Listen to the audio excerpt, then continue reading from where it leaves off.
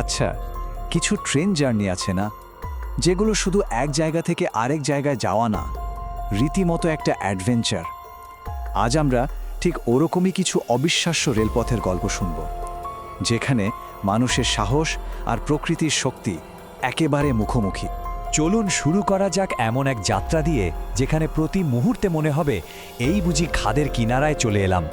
দেখব বিশ্বের এমন সব রেলপথ যেখানে বিপদ যেন নিত্যদিনের সঙ্গী। আচ্ছা, একটা ট্রেন জার্নিকে ঠিক কি ভয়ঙ্কর করে তোলে বলুন তো?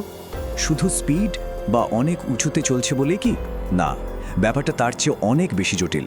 কখনো বিপদটা আসে সোজাসুজি প্রকৃতি থেকে, আবার কখনো মানুষের তৈরি করা জঞ্জালের ভেতর থেকেই।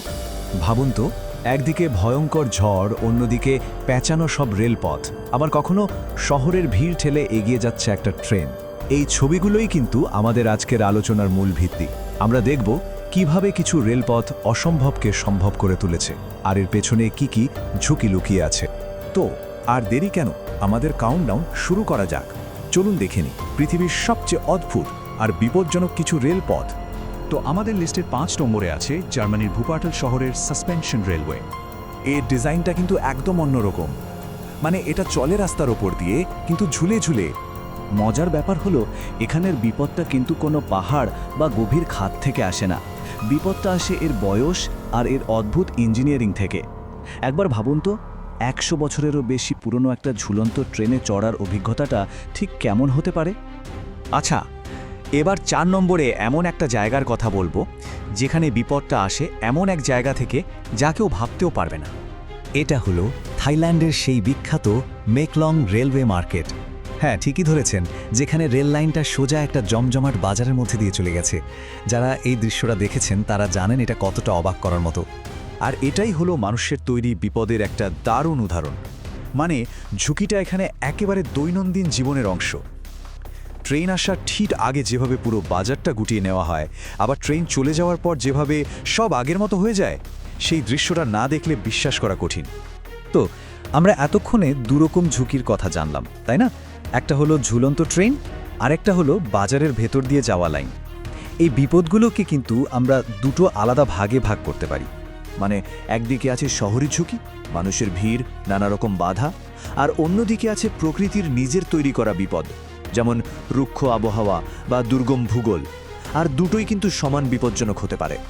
কাউন্টডাউন কিন্তু চলছে, আর আমরা চলে এসেছি 3 নম্বরে। এবারের বিপদটা একটু অন্যরকম। এটা হলো একাকিত্ব আর বিচ্ছিন্নতার বিপদ। অস্ট্রেলিয়ার কিছু পুরনো ট্রেন ট্র্যাক, এগুলোর আসল বিপদটা হলো এদের বিশাল এলাকা জুড়ে বিস্তার আর রুক্ষ প্রকৃতির মধ্যে এদের একাকিত্ব। তাহলে ব্যাপারটা কি দাঁড়ালো? বিপদ মানেই যে সবসময় কোনো উঁচু পাহাড় বা গভীর খাদ হতে হবে তা কিন্তু নয়। বিপদ আসতে পারে একটা বিশাল রুক্ষ পরিবেশে ধীরে ধীরে নষ্ট হয়ে যাওয়া পরিকাঠামো থেকেও, বিশেষ করে যখন সাহায্য পাওয়ার জায়গাটা শত শত মাইল দূরে। আচ্ছা, এবার আমরা একদম চূড়ার দিকে এগোচ্ছি। এমন কিছু রেলপথের কথা বলবো যেগুলো তাদের ভয়ঙ্কর চ্যালেঞ্জের জন্য প্রায় কিংবদন্তি হয়ে গেছে। আমাদের লিস্টের 2 নম্বরে আছে এমন একটা ট্র্যাক যাকে বলা যায় ইঞ্জিনিয়ারিংয়ের এক অবিশ্বাস্য আবার একই সাথে ভয়ঙ্কর একটা নমুনা। এর নামটাই অদ্ভুত, ডেভিলস নোজ, মানে শয়তানের নাক। ইকুয়েটরের এই রেলপথটা প্রায় একটা খারাপ পাহাড়ের গা বেয়ে নেমেছে, আর হ্যামি কারণে এটা আমাদের তালিকার এত ওপরে। এই ভয়ঙ্কর রাস্তাটা পার হওয়ার জন্য ট্রেনটাকে একটা অসাধারণ কৌশল নিতে হয়। ভাবুন, খাড়া পাহাড় থেকে নামার জন্য ট্রেনটা জিগজ্যাগ বা আঁকা বাঁকা পথে বারবার সামনে পেছনে চলতে থাকে, যাতে ধীরে ধীরে নিচে নামতে পারে। পুরো ব্যাপারটা এক কথায় অবিশ্বাস্য।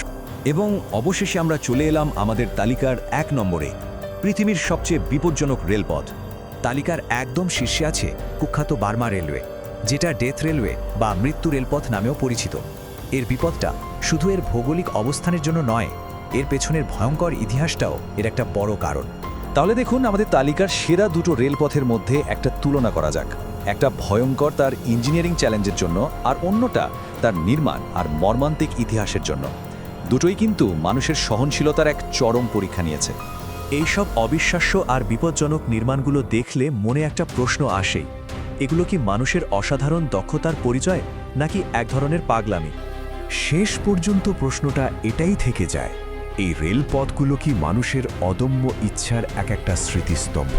নাকি এমন একটা ঝুঁকি যেটা না নিলেই ভালো হতো? আসলে মানুষের মেধা আর দুঃসাহসের মধ্যে যে একটা সূক্ষ্ম লাইন আছে, এই রেলপথগুলো বোধহয় তারই প্রমাণ।